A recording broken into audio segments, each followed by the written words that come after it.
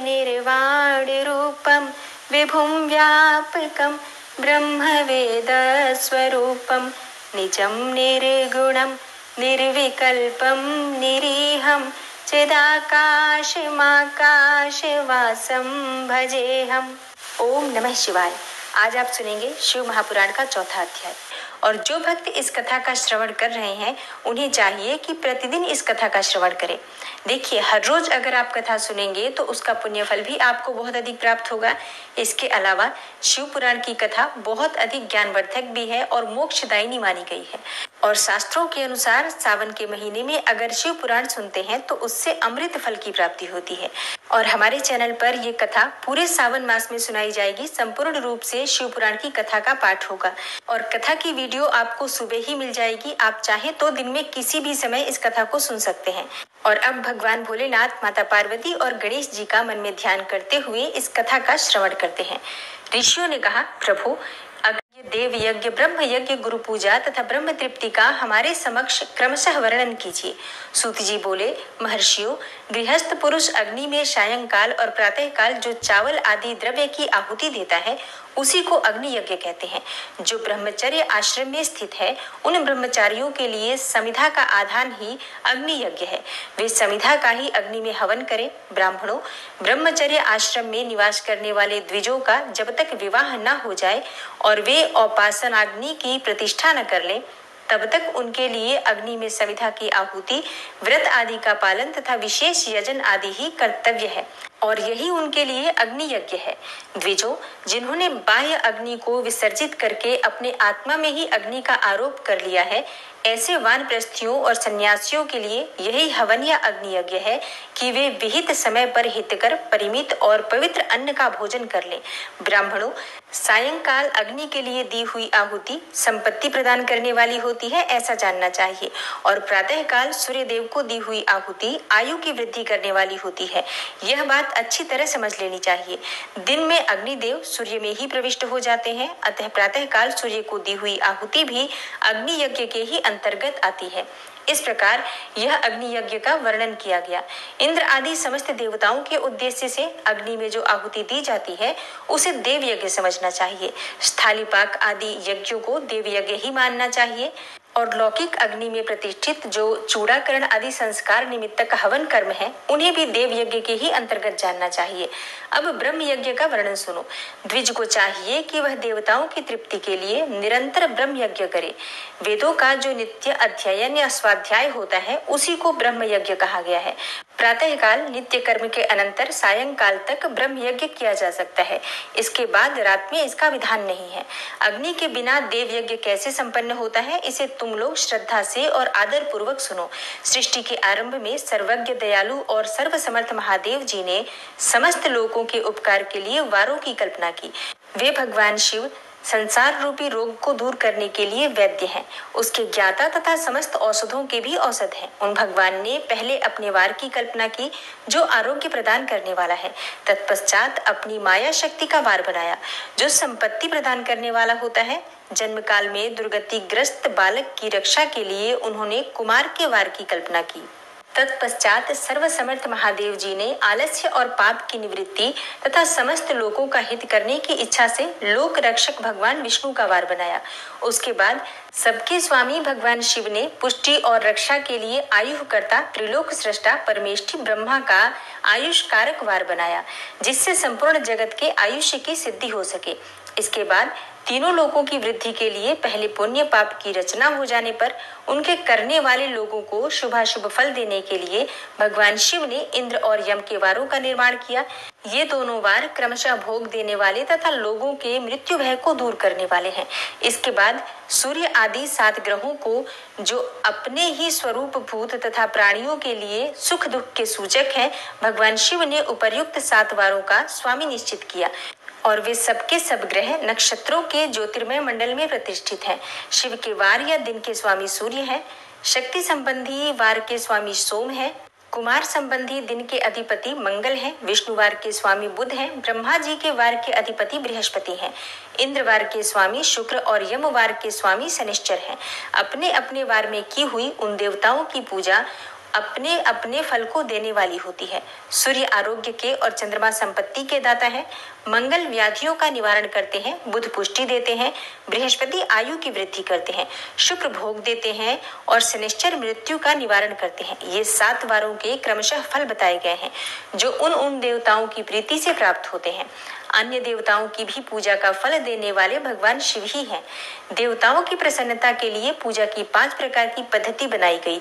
उन देवताओं के मंत्रों का जप करना यह पहला प्रकार है और उनके लिए होम करना दूसरा प्रकार है। दान करना तीसरा तथा तप करना चौथा प्रकार है। किसी वेदी पर, प्रतिमा में, अग्नि में अथवा ब्राह्मण के शरीर में आराध्य देवता की भावना करके 16 उपचारों से उनकी पूजा या आराधना करना ये 5वां प्रकार है। इनमें पूजा के उत्तरोत्तर आधार श्रेष्ठ है। पूर्व के अभाव में उत्तरोत्तर आधार का अवलंबन करना चाहिए। दोनों नेत्रों तथा मस्तक के रोग में और कुष्ठ रोग की शांति के लिए भगवान सूर्य की पूजा करके ब्राह्मणों को भोजन कराएं। तदनंतर 1 दिन, 1 मास, 1 वर्ष अथवा 3 वर्ष तक लगातार ऐसा साधन करना चाहिए। इससे यदि प्रबल प्रारब्ध का निर्माण हो जाए तो रोग एवं जरा आदि रोगों का नाश हो जाता है और इष्ट देव के नाम मंत्रों का जप आदि साधनवार आदि के अनुसार फल देते हैं। रविवार को सूर्य देव के लिए, अन्य देवताओं के लिए तथा ब्राह्मणों के लिए विशिष्ट वस्तु अर्पित करें। यह साधन विशिष्ट फल देने वाला होता है तथा इसके द्वारा विशेष रूप से पापों की शांति होती है। सोमवार को विद्वान पुरुष संपत्ति की प्राप्ति के लिए लक्ष्मी आदि की पूजा करे तथा सपत्नीक ब्राह्मण को घृतपक्व अन्न का भोजन कराए, यानी कि शुद्ध घी में बना हुआ भोजन कराए। और मंगलवार को रोगों की शांति के लिए काली आदि की पूजा करें तथा उड़द, मूंग एवं अरहर की दाल आदि से युक्त अन्न ब्राह्मणों को भोजन कराएं। बुधवार को विद्वान पुरुष दधि युक्त अन्न से भगवान विष्णु का पूजन करें। ऐसा करने से सदा पुत्र, मित्र और कलत्र आदि की पुष्टि होती है। जो दीर्घायु होने की इच्छा रखता है वह गुरुवार को देवताओं की पुष्टि के लिए वस्त्र, यज्ञोपवीत तथा घृत मिश्रित खीर से यजन पूजन करे। भोगों की प्राप्ति के लिए शुक्रवार को एकाग्रचित्त होकर देवताओं का पूजन करें और ब्राह्मणों की तृप्ति के लिए षड्रस युक्त अन्न दे। इसी प्रकार स्त्रियों की प्रसन्नता के लिए सुंदर वस्त्र आदि का विधान करें। शनिश्चर अपमृत्यु का निवारण करने वाला है। उस दिन बुद्धिमान पुरुष रुद्र आदि की पूजा करें और तिल के होम से और दान से देवताओं को संतुष्ट करके ब्राह्मणों को तिल मिश्रित अन्न भोजन कराएं। जो इस तरह देवताओं की पूजा करेगा वह आरोग्य आदि फल का भागी होगा। देवताओं के नित्य पूजन, विशेष पूजन, स्नान, दान, जप, होम तथा ब्राह्मण तर्पण आदि में एवं रवि आदि वारों में विशेष तिथि और नक्षत्रों का योग प्राप्त होने पर विभिन्न देवताओं के पूजन में सर्वज्ञ जगदीश्वर भगवान शिव ही उन देवताओं के रूप में पूजित हो सब लोगों को आरोग्य आदि फल प्रदान करते हैं। देश, काल, पात्र, द्रव्य, श्रद्धा एवं लोक के अनुसार उनके तारतम्य क्रम का ध्यान रखते हुए महादेव जी आराधना करने वाले लोगों को आरोग्य आदि फल देते हैं। शुभ यानी मांगलिक कर्म के आरंभ में और अशुभ यानी अंत्येष्टि आदि कर्म के अंत में तथा जन्म नक्षत्रों के आने पर गृहस्थ पुरुष अपने घर में आरोग्य आदि की समृद्धि के लिए सूर्य आदि ग्रहों का पूजन करे। इससे सिद्ध है कि देवताओं का यजन संपूर्ण अभिष्ट वस्तुओं को देने वाला है। ब्राह्मणों का देव यजन कर्म वैदिक मंत्रों के साथ होना चाहिए। यहाँ ब्राह्मण शब्द क्षत्रिय और वैश्य का भी उपलक्षण है। शूद्र आदि दूसरों का देव यज्ञ तांत्रिक विधि से होना चाहिए। शुभ फल की इच्छा रखने वाले मनुष्यों को 7 ही दिन अपनी शक्ति के अनुसार सदा देव पूजन करना चाहिए। निर्धन मनुष्य तपस्या यानी व्रत आदि के कष्ट सहन द्वारा और धनी धन के द्वारा देवताओं की आराधना करे। वह बार बार श्रद्धा पूर्वक इस तरह के धर्म का अनुष्ठान करता है और बारंबार पुण्य लोकों में नाना प्रकार के फल भोग कर पुनः इस पृथ्वी पर जन्म ग्रहण करता है। धनवान पुरुष सदा भोग सिद्धि के लिए मार्ग में वृक्ष आदि लगाकर लोगों के लिए छाया की व्यवस्था करे। जलाशय, कुआं, बावड़ी और पोखरे बनवाए। वेद शास्त्रों की प्रतिष्ठा के लिए पाठशाला का निर्माण करे तथा अन्यान्य प्रकार से भी धर्म का संग्रह करता रहे। धनी को यह सब कार्य सदा ही करते रहना चाहिए। समयानुसार पुण्य कर्मों के परिपाक से अंतःकरण शुद्ध होने पर ज्ञान की सिद्धि हो जाती है। द्विजों, जो इस अध्याय को सुनता, पढ़ता अथवा सुनने की व्यवस्था करता है उसे देव यज्ञ का फल प्राप्त होता है। तब ऋषियों ने कहा, समस्त पदार्थों के ज्ञाताओं में श्रेष्ठ सूत जी, अब आप क्रमशः देश काल आदि का वर्णन करें। सूत जी बोले, महर्षियों, देव यज्ञ आदि कर्मों में अपना शुद्ध गृह समान फल देने वाला होता है, अर्थात अपने घर में किए हुए देव यज्ञ आदि शास्त्रोक्त फल को सम मात्रा में देने वाले होते हैं। और गौशाला का स्थान घर की अपेक्षा 10 गुना फल देता है। जलाशय का तट उससे भी 10 गुना महत्व रखता है तथा जहाँ बेल, तुलसी एवं पीपल वृक्ष का मूल निकट हो, वह स्थान जलाशय के तट से भी 10 गुना अधिक फल देने वाला होता है। देवालय को उससे भी 10 गुने महत्व का स्थान जानना चाहिए और देवालय से भी 10 गुना महत्व रखता है तीर्थ भूमि का तट, और उससे भी 10 गुना श्रेष्ठ है नदी का किनारा। उससे 10 गुना उत्कृष्ट है तीर्थ नदी का तट, और उससे भी 10 गुना महत्व रखता है सप्त गंगा नामक नदियों का तीर्थ। गंगा, गोदावरी, कावेरी, ताम्रपर्णी, सिंधु, सरयू और नर्मदा, इन 7 नदियों को सप्त गंगा कहा गया है। समुद्र के तट का स्थान इससे भी 10 गुना पवित्र माना गया है, और पर्वत के शिखर का प्रदेश समुद्र तट से भी 10 गुना पावन है। और सबसे अधिक महत्व का वह स्थान जानना चाहिए जहाँ मन लग जाए। यहाँ तक देश का वर्णन हुआ। अब काल का तारतम्य बताया जाता है। सत्य युग में यज्ञ, दान और कर्म पूर्ण फल देने वाले होते हैं, ऐसा जानना चाहिए, और त्रेता युग में उसका 3/4 फल मिलता है। द्वापर में सदा आधे ही फल की प्राप्ति कही गई है, और कलयुग में 1/4 ही फल की प्राप्ति समझनी चाहिए, और आधा कलयुग बीतने पर उस 1/4 फल में से भी 1/4 कम हो जाता है।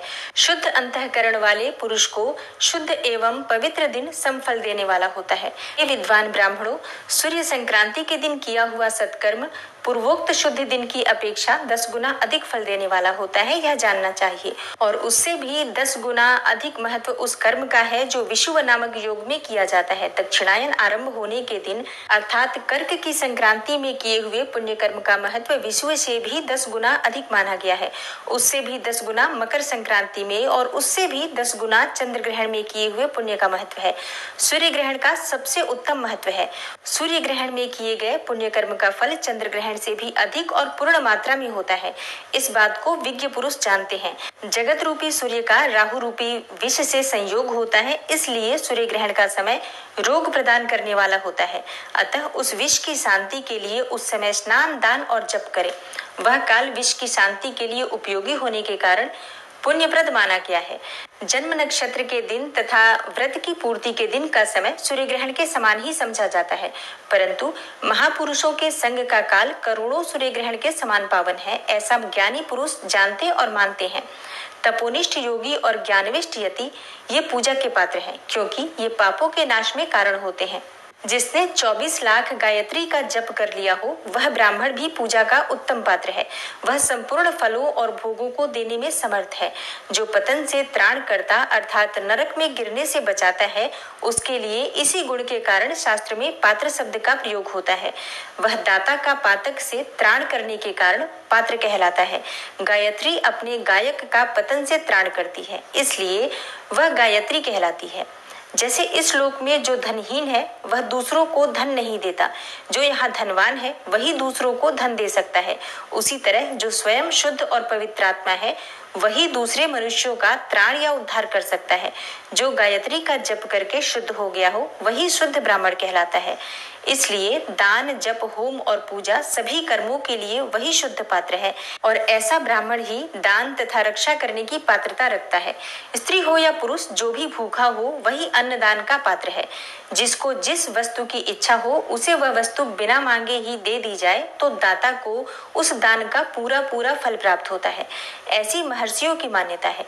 जो सवाल या याचना करने के बाद दिया गया हो वह दान आधा ही फल देने वाला माना गया है। अपने सेवक को दिया हुआ दान 1/4 फल देने वाला होता है। हे विप्रवरों, जो जाति मात्र से ब्राह्मण है और दीनता पूर्वक वृत्ति से जीवन बिताता है, उसे दिया हुआ धन का दान दाता को भूतल पर 10 वर्षों तक भोग प्रदान करने वाला होता है। वही दान यदि वेद वेत्ता ब्राह्मण को दिया जाए तो वह स्वर्गलोक में देवताओं के वर्ष से 10 वर्षों तक दिव्य भोग देने वाला होता है। शील और उंच वृत्ति से लाया हुआ और गुरु दक्षिणा में प्राप्त हुआ अन्न धन शुद्ध द्रव्य कहलाता है। उसका दान दाता को पूर्ण फल देने वाला बताया गया है। क्षत्रियों का शौर्य से कमाया हुआ, वैश्यों का व्यापार से आया हुआ और शूद्रों का सेवा वृत्ति से प्राप्त किया हुआ धन भी उत्तम द्रव्य कहलाता है। धर्म की रक्षा करने वाली स्त्रियों को जो धन पिता एवं पति से मिला हुआ हो, उनके लिए वह उत्तम द्रव्य है। गौ आदि 12 वस्तुओं का चैत्र आदि 12 महीनों में क्रमशः दान करना चाहिए। गौ, भूमि, तिल, सुवर्ण, घी, वस्त्र, धान्य, गुड़, चांदी, नमक, कोहड़ा और कन्या, यही वे 12 वस्तुएं हैं। इनमें गोदान से कायिक, वाचिक और मानसिक पापों का निवारण होता है तथा कायिक आदि पुण्य कर्मों की पुष्टि होती है। ब्राह्मणों, भूमि का दान इहलोक और परलोक में प्रतिष्ठा यानी कि आश्रय की प्राप्ति कराने वाला होता है। तिल का दान बलवर्धक एवं मृत्यु का निवारक होता है। सुवर्ण का दान जठराग्नि को बढ़ाने वाला तथा वीर्यदायक होता है। घी का दान पुष्टिकारक होता है। वस्त्र का दान आयु की वृद्धि कराने वाला होता है, ऐसा जानना चाहिए। धान्य का दान अन्न धन की समृद्धि में कारण होता है। गुड़ का दान मधुर भोजन की प्राप्ति कराने वाला होता है और चांदी के दान से वीर्य की वृद्धि होती है। लवण का दान करने से सडरस भोजन की प्राप्ति होती है। सब प्रकार का दान सारी समृद्धि की सिद्धि के लिए होता है। विज्ञ पुरुष कुष्मांड के दान को पुष्टिदायक मानते हैं। कन्या का दान आजीवन भोग देने वाला माना गया है। ब्राह्मणों, वह लोक और परलोक में भी संपूर्ण भोगों की प्राप्ति कराने वाला होता है। विद्वान पुरुष को चाहिए कि जिन वस्तुओं से श्रवण आदि इंद्रियों की तृप्ति होती है, उनका सदा दान करे। श्रोत्र आदि 10 इंद्रियों के जो शब्द आदि 10 विषय हैं, उनका दान किया जाए तो वे भोगों की प्राप्ति कराते हैं तथा दिशा आदि इंद्रिय देवताओं को संतुष्ट करते हैं। वेद और शास्त्रों को गुरुमुख से ग्रहण करके गुरु के उपदेश से अथवा स्वयं ही बोध प्राप्त करने के पश्चात जो बुद्धि का यह निश्चय होता है कि कर्मों का फल अवश्य मिलता है, इसी को उच्च कोटि की आस्तिकता यानी कि धर्म में विश्वास करना कहा जाता है।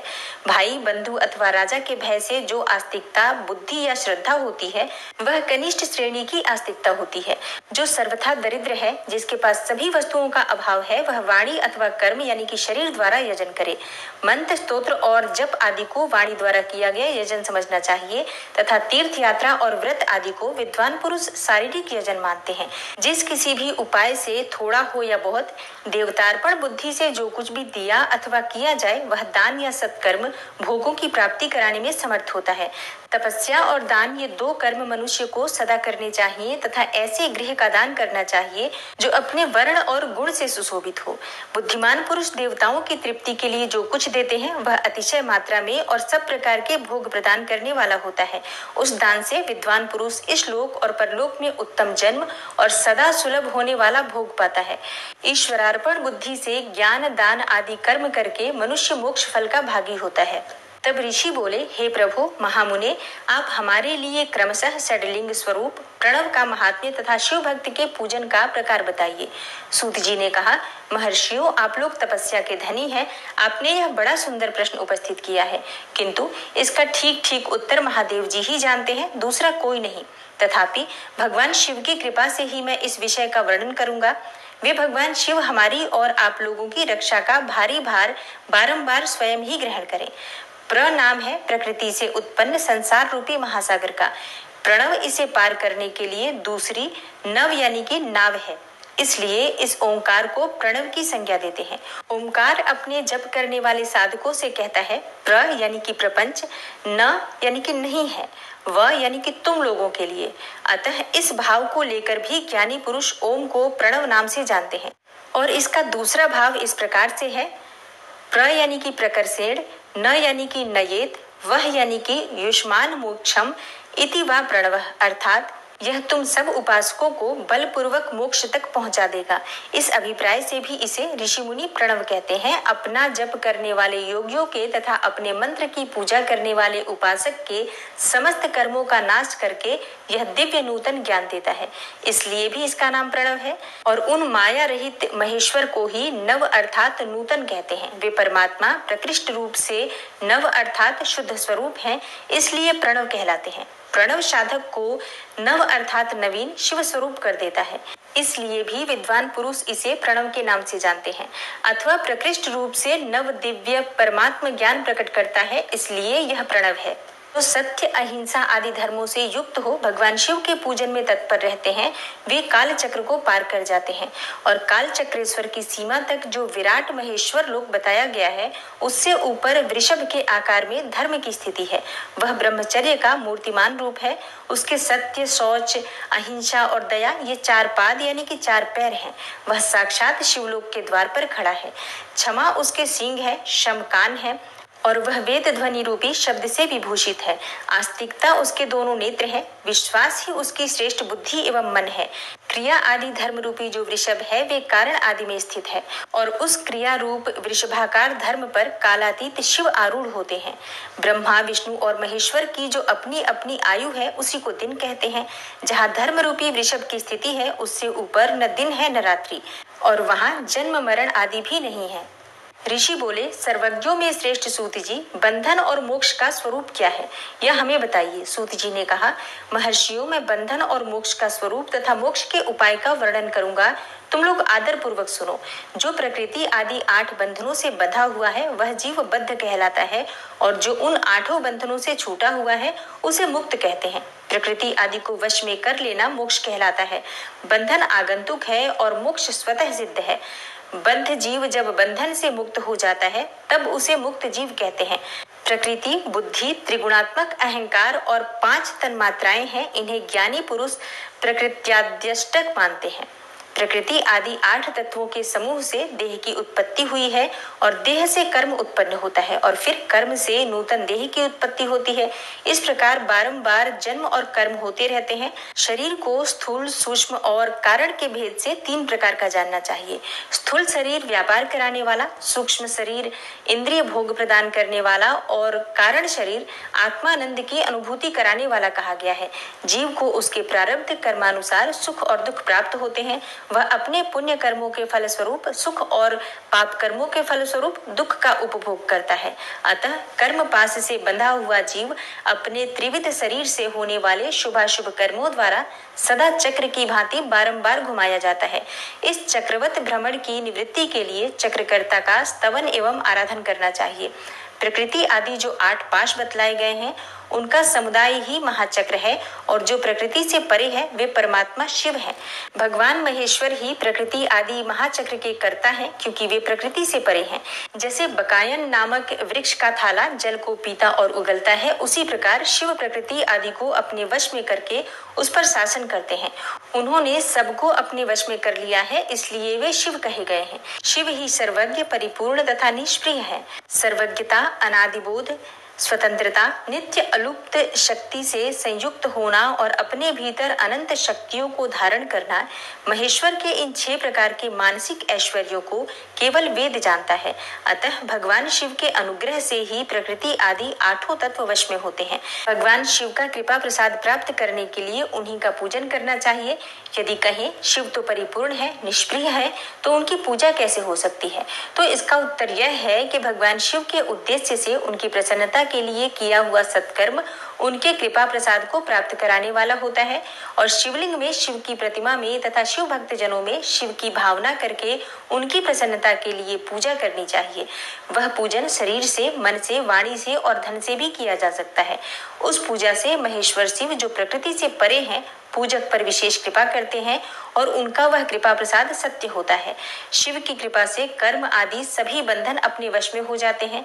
कर्म से लेकर प्रकृति पर्यंत सब कुछ जब वश में हो जाता है तब वह जीव मुक्त कहलाता है और स्वात्मा राम रूप से विराजमान होता है।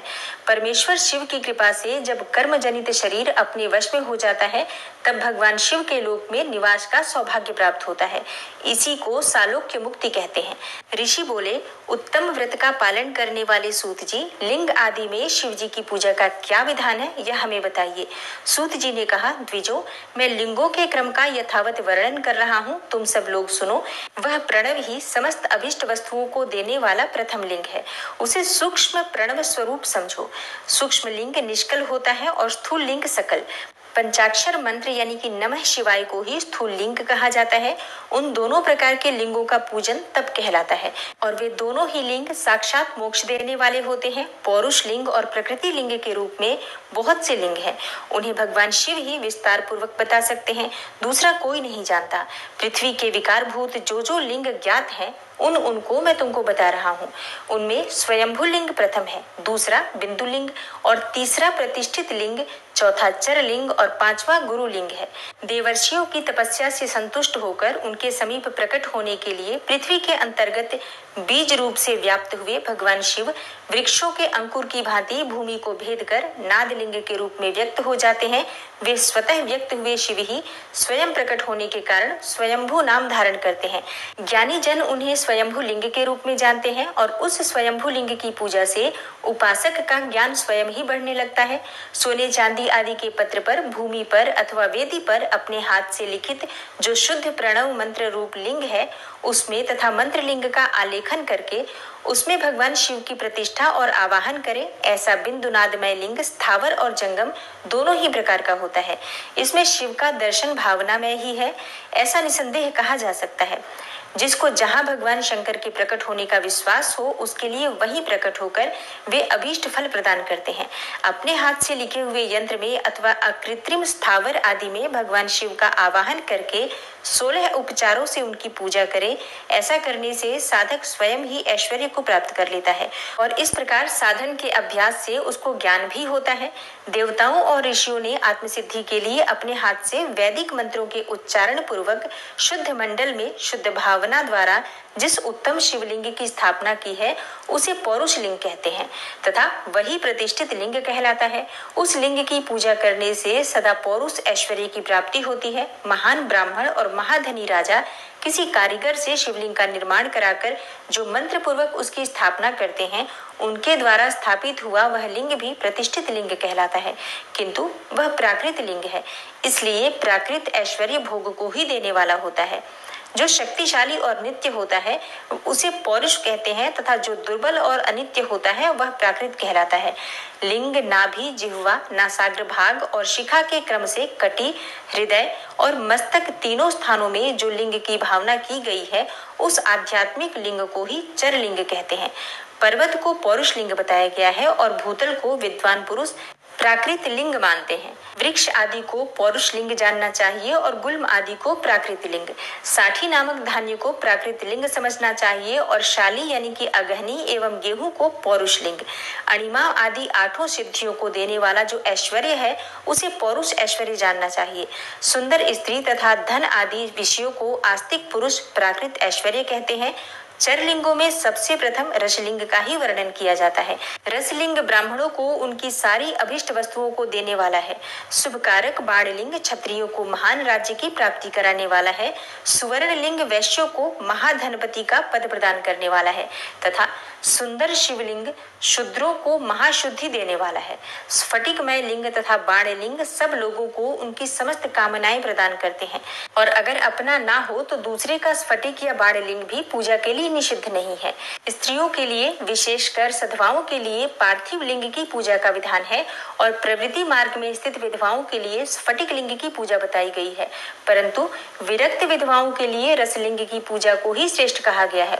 उत्तम व्रत का पालन करने वाले महर्षियों बचपन में, जवानी में और बुढ़ापे में भी शुद्ध स्फटिकमय शिवलिंग का पूजन स्त्रियों को समस्त भोग प्रदान करने वाला है और गृहासक्त स्त्रियों के लिए पीठ पूजा भूतल पर संपूर्ण अभिष्ट को देने वाली है। प्रवृत्ति मार्ग में चलने वाला पुरुष सुपात्र गुरु के सहयोग से ही समस्त पूजा कर्म संपन्न करे और इष्ट देव का अभिषेक करने के पश्चात अगहनी के चावल से बने हुए खीर आदि पकवानों द्वारा नैवेद्य अर्पण करे। पूजा के अंत में शिवलिंग को संपुट में पधराकर घर के भीतर पृथक रखते। जो निवृत्ति मार्गी पुरुष हैं उनके लिए हाथ पर ही शिवलिंग पूजा का विधान है। उन्हें भिक्षा आदि से प्राप्त हुए अपने भोजन को ही नैवेद्य रूप में निवेदित करना चाहिए और निवृत्त पुरुषों के लिए सूक्ष्म लिंग ही श्रेष्ठ बताया जाता है। वे विभूति के द्वारा पूजन करें और विभूति को ही नैवेद्य रूप में निवेदित भी करें।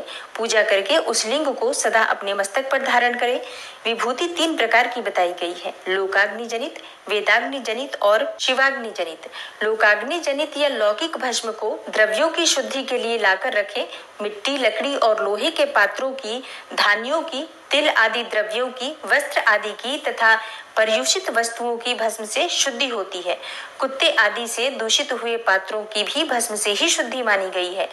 वस्तु विशेष की शुद्धि के लिए यथा योग्य सजल अथवा निर्जल भस्म का उपयोग करना चाहिए। वेदाग्नि जनित जो भस्म है उसको उन वैदिक कर्मों के अंत में धारण करना चाहिए। मंत्र और क्रिया से जनित जो होम कर्म है वह अग्नि में भस्म का रूप धारण करता है। उस भस्म को धारण करने से वह कर्म आत्मा में आरोपित हो जाता है। अघोर मूर्तिधारी शिव का जो अपना मंत्र है उसे पढ़कर बेल की लकड़ी को जलाएं। उस मंत्र से अभिमंत्रित अग्नि को शिवाग्नि कहा गया है। उसके द्वारा जले हुए काष्ठ का जो भस्म है वह शिवाग्नि जनित है। कपिला गाय के गोबर अथवा गाय मात्र के गोबर तथा शमी, पीपल, पलाश, बड़, अमलतास और बेर इनकी लकड़ियों को शिवाग्नि से जलाएं। वह शुद्ध भस्म शिवाग्नि जनित माना गया है। अथवा कुश की अग्नि में शिव मंत्र के उच्चारण पूर्वक काष्ठ को जलाएं। फिर उस भस्म को कपड़े से अच्छी तरह छानकर नए घड़े में भरकर रख दें और उस विभूति को समय समय पर अपनी कांति या शोभा की वृद्धि के लिए धारण करे। ऐसा करने वाला पुरुष सम्मानित एवं पूजित होता है। पूर्व काल में भगवान शिव ने भस्म शब्द का ऐसा ही अर्थ प्रकट किया था। जैसे राजा अपने राज्य में सारभूत कर को ग्रहण करता है, जैसे मनुष्य सस्य आदि को जलाकर रांध कर उसका सार ग्रहण करते हैं, तथा जैसे जठरानल नाना प्रकार के भक्ष्य भोज्य आदि पदार्थों को भारी मात्रा में ग्रहण करके जलाकर सारतर वस्तु ग्रहण करता और उस सारतर वस्तु से स्वदेह का पोषण करता है, उसी प्रकार प्रपंचकर्ता परमेश्वर शिव ने भी अपने में आधेय रूप से विद्यमान प्रपंच को जलाकर भस्म रूप से उसके सार तत्व को ग्रहण किया। प्रपंच को दग्ध करके शिव ने उसके भस्म को अपने शरीर में लगाया है। राख यानी कि भभूत पोतने के बहाने जगत के सार को ही ग्रहण किया है। अपने शरीर में अपने लिए रत्न स्वरूप भस्म को इस प्रकार स्थापित किया है। आकाश के सार तत्व से केश, वायु के सार तत्व से मुख, अग्नि के सार तत्व से हृदय, जल के सार तत्व से कटिभाग और पृथ्वी के सार तत्व से घुटने को धारण किया है। इसी तरह उनके सारे अंग विभिन्न वस्तुओं के सार रूप हैं। महेश्वर ने अपने ललाट में तिलक रूप में जो त्रिपुंड धारण किया है वह ब्रह्मा, विष्णु और रुद्र का सार तत्व है।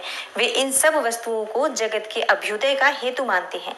इन भगवान शिव ने ही अपने प्रपंच के सार सर्वस्व को अपने वश में किया है।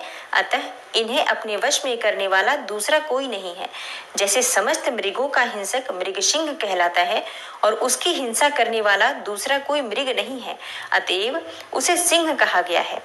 जन्म और मरण रूप द्वंद्व को भगवान शिव की माया ने ही अर्पित किया है। जो इन दोनों को शिव की माया को ही अर्पित कर देता है वह फिर शरीर के बंधन में नहीं पड़ता।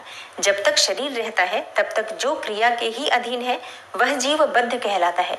स्थूल, सूक्ष्म और कारण तीनों शरीरों को वश में कर लेने पर जीव का मोक्ष हो जाता है, ऐसा ज्ञानी पुरुषों का कथन है। माया चक्र के निर्माता भगवान शिव ही परम कारण है और वे अपनी माया के दिए हुए द्वंद्व का स्वयं ही परिमार्जन करते हैं। अतः शिव के द्वारा कल्पित हुआ द्वंद्व उन्हीं को समर्पित कर देना चाहिए। जो शिव की पूजा में तत्पर हो वह मौन रहे, सत्य आदि गुणों से संयुक्त हो तथा क्रिया, जप, तप, ज्ञान और ध्यान में से एक एक का अनुष्ठान करता रहे। ऐश्वर्य, दिव्य शरीर की प्राप्ति, ज्ञान का उदय, अज्ञान का निवारण और भगवान शिव के सामीप्य का लाभ, ये क्रमशः क्रिया आदि के फल है। निष्काम कर्म करने से अज्ञान का निवारण हो जाने के कारण शिव भक्त पुरुष उसके यथोक्त फल को पाता है। शिव भक्त पुरुष देश, काल, शरीर और धन के अनुसार यथा योग्य क्रिया आदि का अनुष्ठान करे। न्यायोपार्जित उत्तम धन से निर्वाह करते हुए विद्वान पुरुष शिव के स्थान में निवास करे। जीव हिंसा आदि से रहित और अत्यंत क्लेश शून्य जीवन बिताते हुए पंचाक्षर मंत्र के जप से अभिमंत्रित अन्न और जल को सुख स्वरूप माना गया है। अथवा कहते हैं कि दरिद्र पुरुष के लिए भिक्षा से प्राप्त हुआ अन्न ज्ञान देने वाला होता है। शिव भक्त को भिक्षान्न प्राप्त हो तो वह शिव भक्ति को बढ़ाता है। शिव योगी पुरुष भिक्षान्न को शंभु सत्र कहते हैं। जिस किसी भी उपाय से जहाँ कहीं भी भूतल पर शुद्ध अन्न का भोजन करते हुए सदा मौन भाव से रहे और अपने साधन का रहस्य किसी पर प्रकट न करे और भक्तों के समक्ष ही शिव के महात्म्य को प्रकाशित करे, क्योंकि शिव मंत्र के रहस्य को भगवान शिव ही जानते हैं और कोई नहीं। तब ऋषि बोले, महाभाग व्यास शिष्य सूत जी, आपको नमस्कार है। अब आप उस परम उत्तम भस्म महात्म्य का ही वर्णन कीजिए। भस्म महात्म्य, रुद्राक्ष महात्म्य तथा उत्तम नाम महात्म्य, इन तीनों का परम प्रसन्नता पूर्वक प्रतिपादन कीजिए और हमारे हृदय को आनंद दीजिए। सूत जी ने कहा, महर्षियों, आपने बहुत उत्तम बात पूछी है। यह समस्त लोगों के लिए हितकारक विषय है। जो लोग भगवान शिव की उपासना करते हैं वे धन्य है, कृतार्थ हैं, उनका देह धारण सफल है तथा उनके समस्त कुल का उद्धार हो गया। जिनके मुख में भगवान शिव का नाम है, जो अपने मुख से सदा शिव और शिव इत्यादि नामों का उच्चारण करते रहते हैं, पाप उनका उसी तरह स्पर्श नहीं करते जैसे खदिर वृक्ष के अंगार को छूने का साहस कोई भी प्राणी नहीं कर सकते। हे श्री शिव, आपको नमस्कार है। श्री शिवाय नमस्तुभ्यम। ऐसी बात जब मुंह से निकलती है तब वह मुख समस्त पापों का विनाश करने वाला पावन तीर्थ बन जाता है और जो मनुष्य प्रसन्नता पूर्वक उस मुख का दर्शन करता है उसे निश्चय ही तीर्थ सेवन जनित फल प्राप्त होता है। ब्राह्मणों, शिव का नाम, विभूति, भस्म तथा रुद्राक्ष, ये तीनों त्रिवेणी के समान परम पुण्यमय माने गए हैं। जहाँ ये तीनों शुभतर वस्तुएं सर्वदा रहती हैं, उसके दर्शन मात्र से मनुष्य त्रिवेणी स्नान का फल पा लेता है। भगवान शिव का नाम गंगा है, विभूति यमुना मानी गई है तथा रुद्राक्ष को सरस्वती कहा गया है। इन तीनों की संयुक्त त्रिवेणी समस्त पापों का नाश करने वाली है। हे श्रेष्ठ ब्राह्मणों, इन तीनों की महिमा को सद विलक्षण भगवान महेश्वर के बिना दूसरा कौन भली भांति जान सकता है। इस ब्रह्मांड में जो कुछ है वह सब तो केवल महेश्वर ही जानते हैं। विप्रगण, मैं अपनी श्रद्धा भक्ति के अनुसार संक्षेप में भगवान नामों की महिमा का कुछ वर्णन करता हूँ। आप सब लोग प्रेम पूर्वक सुनो। यह नाम महात्म्य समस्त पापों को हर लेने वाला सर्वोत्तम साधन है। भगवान शिव के इस नाम रूपी दावानल से महान पातक रूपी पर्वत अनायास ही भस्म हो जाता है। यह सत्य है, इसमें संशय नहीं है। शौनक, पाप मूलक जो नाना प्रकार के दुख हैं वे एकमात्र शिव नाम यानी कि भगवान नाम से ही नष्ट होने वाले हैं। दूसरे साधनों से संपूर्ण यत्न करने पर भी पूर्णतया नष्ट नहीं होते हैं। जो मनुष्य इस भूतल पर सदा भगवान शिव के नामों के जप में ही लगा हुआ है वह वेदों का ज्ञाता है, वह पुण्यात्मा है, वह धन्यवाद का पात्र है तथा वह विद्वान माना गया है। हे मुने, जिनका शिव नाम जप में विश्वास है उनके द्वारा आचरित नाना प्रकार के धर्म तत्काल फल देने के लिए उत्सुक हो जाते हैं। महर्षि, भगवान शिव के नाम से जितने पाप नष्ट होते हैं उतने पाप मनुष्य इस भूतल पर कर नहीं सकते।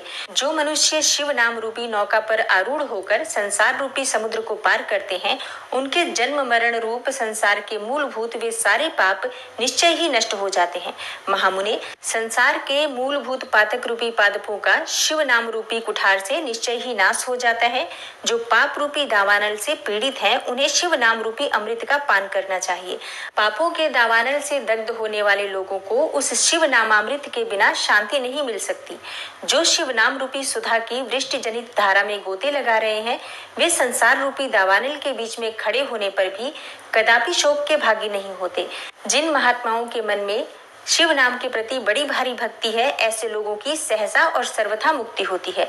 मुनीश्वर, जिसने अनेक जन्मों तक तपस्या की है उसी की शिव नाम के प्रति भक्ति होती है जो समस्त पापों का नाश करने वाली है। जिनके मन में भगवान शिव के नाम के प्रति खंडित न होने वाली असाधारण भक्ति प्रकट हुई है उसी के लिए मोक्ष सुलभ है। जो मनुष्य अनेक पाप करके भी भगवान शिव के नाम जप में आदर पूर्वक लग गया है वह समस्त पापों से मुक्त हो ही जाता है, इसमें संशय नहीं है। जिस प्रकार वन में दावानल से दग्ध हुए वृक्ष भस्म हो जाते हैं उसी प्रकार शिव नाम रूपी दावानल से दग्ध होकर उस समय तक के सारे पाप भस्म हो जाते हैं। शौनक, जिसके अंग नित्य भस्म लगाने से पवित्र हो गए हैं तथा जो शिव नाम जप का आदर करने लगा है वह घोर संसार सागर को भी पार कर ही लेता है। संपूर्ण वेदों का अवलोकन करके पूर्ववर्ती महर्षियों ने यही निश्चित किया है कि भगवान शिव के नाम का जप संसार सागर को पार करने के लिए सर्वोत्तम उपाय है। मुनिवरों, अधिक कहने से क्या लाभ है। मैं शिव नाम के सर्व पापाहारी महात्म्य का एक ही श्लोक में वर्णन करता हूँ। भगवान शंकर के एक नाम में भी पापहरण की जितनी शक्ति है उतना पातक मनुष्य कभी कर ही नहीं सकता। मुने, पूर्व काल में महापापी राजा इंद्रद्युम्न ने शिव नाम के प्रभाव से ही उत्तम सद्गति प्राप्त की थी। इसी तरह कोई ब्राह्मणी युवती भी जो बहुत पाप कर चुकी थी, शिव नाम के प्रभाव से ही उत्तम गति को प्राप्त हुई। द्विजवरों, इस प्रकार मैंने तुमसे भगवान नाम के उत्तम महात्म्य का वर्णन किया है। अब तुम भस्म का महात्म्य सुनो, जो समस्त पावन वस्तुओं को भी पावन करने वाला है। महर्षियों, भस्म संपूर्ण मंगलों को देने वाला तथा उत्तम है। उसके 2 भेद बताए गए हैं, उन भेदों का मैं वर्णन करता हूँ, सावधान होकर सुनो।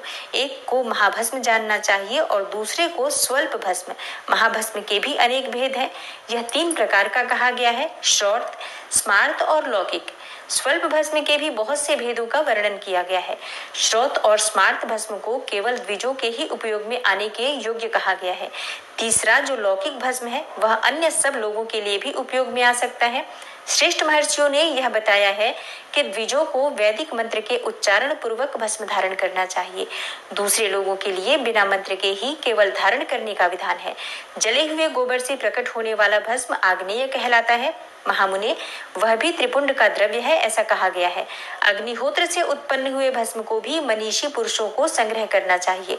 अन्य यज्ञ से प्रकट हुआ भस्म भी त्रिपुंड धारण करने के काम में आ सकता है। जाबालोपनिषद में आए हुए अग्नि इत्यादि 7 मंत्रों द्वारा जल मिश्रित भस्म से धूलन यानी कि विभिन्न अंगों में मर्दन या लेपन करना चाहिए। महर्षि जाबालिन ने सभी वर्णों और आश्रमों के लिए मंत्र से या बिना मंत्र के भी आदर पूर्वक भस्म से त्रिपुंड लगाने की आवश्यकता बताई है। समस्त अंगों में सजल भस्म को मलना अथवा विभिन्न देने वाले होते हैं। पौरुष लिंग और प्रकृति लिंग के रूप में बहुत से लिंग हैं। उन्हें भगवान शिव ही विस्तार पूर्वक बता सकते हैं, दूसरा कोई नहीं जानता। पृथ्वी के विकारभूत जो लिंग ज्ञात हैं, उनको मैं तुमको बता रहा हूँ।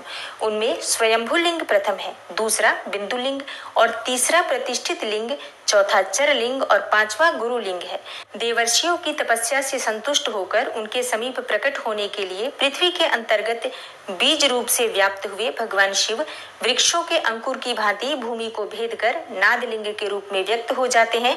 वे स्वतः व्यक्त हुए शिव ही स्वयं प्रकट होने के कारण स्वयंभू नाम धारण करते हैं। ज्ञानी जन उन्हें स्वयंभू लिंग के रूप में जानते हैं और उस स्वयंभू लिंग की पूजा से उपासक का ज्ञान स्वयं ही बढ़ने लगता है।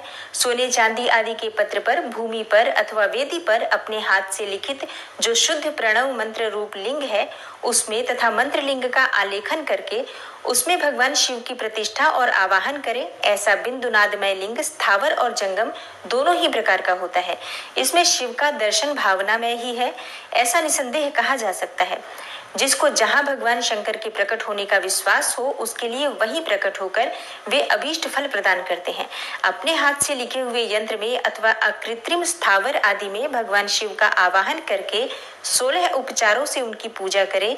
ऐसा करने से साधक स्वयं ही ऐश्वर्य को प्राप्त कर लेता है और इस प्रकार साधन के अभ्यास से उसको ज्ञान भी होता है।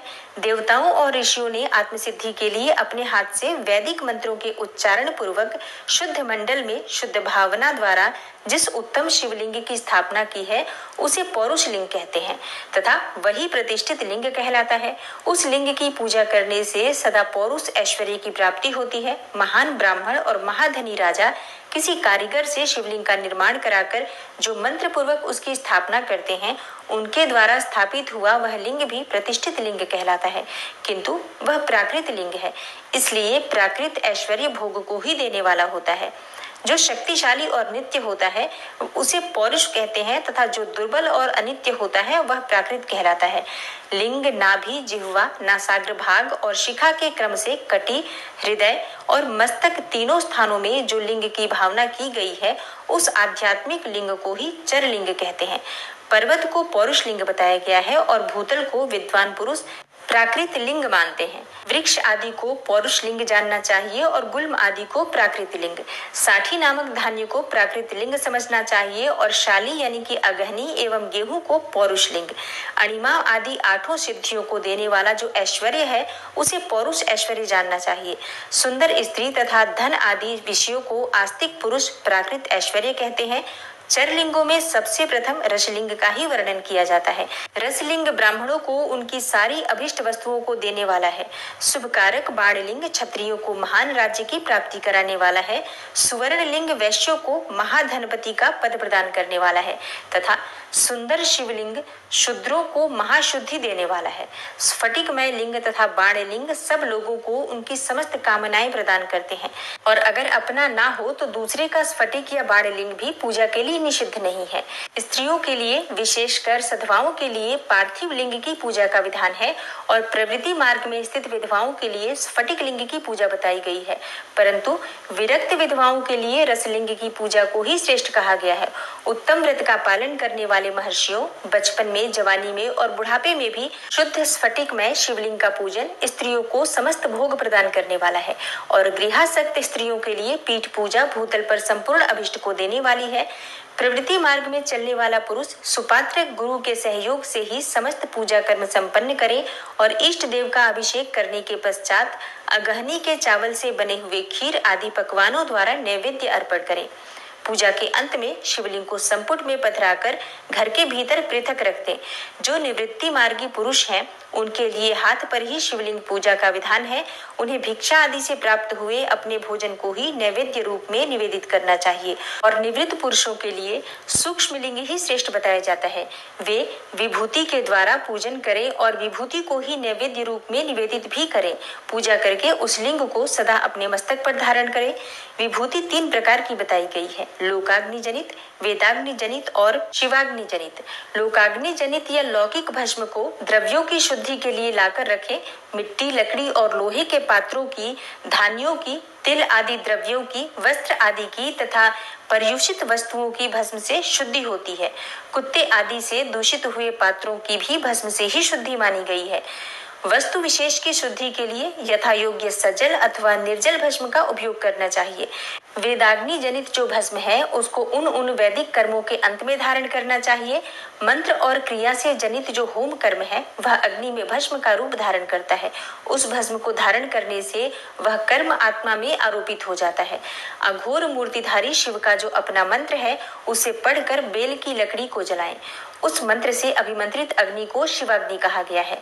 उसके द्वारा जले हुए काष्ठ का जो भस्म है वह शिवाग्नि जनित है। कपिला गाय के गोबर अथवा गाय मात्र के गोबर तथा शमी, पीपल, पलाश, बड़, अमलतास और बेर इनकी लकड़ियों रूपी दावानल से महान पातक रूपी पर्वत अनायास ही भस्म हो जाता है। यह सत्य है, इसमें संशय नहीं है। शौनक, पाप मूलक जो नाना प्रकार के दुख हैं वे एकमात्र शिव नाम यानी कि भगवान नाम से ही नष्ट होने वाले हैं।